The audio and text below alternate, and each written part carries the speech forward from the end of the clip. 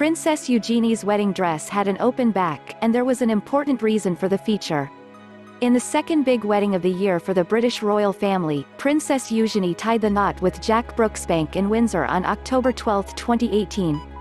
But while several details of the day had already been revealed before the happy couple walked down the aisle, Eugenie had a surprise for those watching. And it was all to do with the cut of her dress.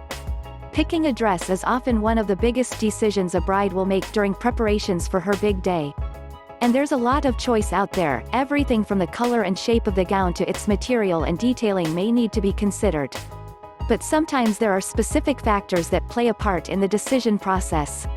And for Eugenie, there was one feature that may have influenced her choice of dress design for the special occasion. By way of its cut, the gown would expose an episode in her life previously concealed from the world.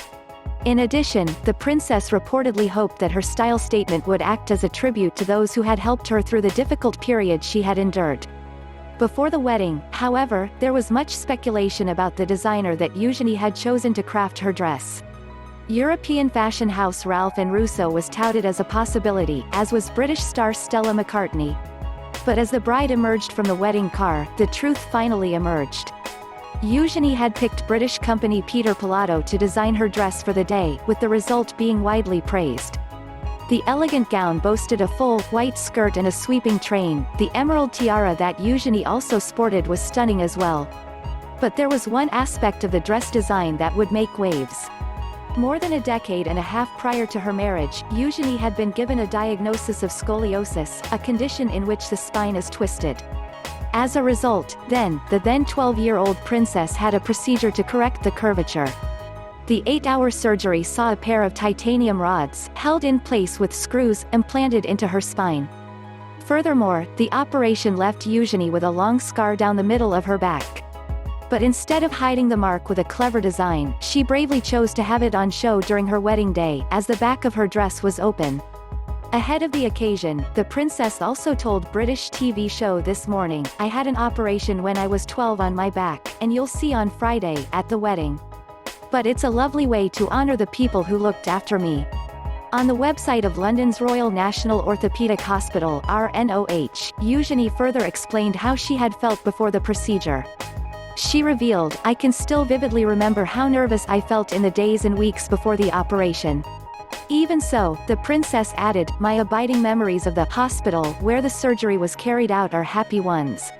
And in June 2018, Eugenie opened up on Instagram, commemorating International Scoliosis Awareness Day by revealing X-rays of her spine. In the post, she also paid tribute to the medical professionals who had helped her, writing, "I also want to honor the incredible staff at the Royal National Orthopaedic Hospital who work tirelessly to save lives and make people better.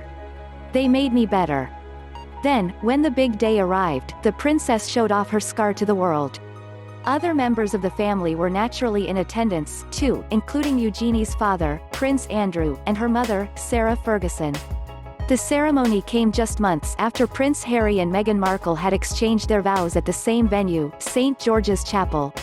Meanwhile, Eugenie's sister, Beatrice, took the role of maid of honor, while two of Prince William and Kate Middleton's children, Prince George and Princess Charlotte, made an adorable page boy and flower girl, respectively. And other special guests would be present to support the princess on the day of her wedding. Staff members of the RNOH, including Dr. Jan Lachowski, also accepted invitations. Lachowski had worked to help improve Eugenie's posture when she was younger, and he would go on to call the royal a role model for how she has dealt with her condition.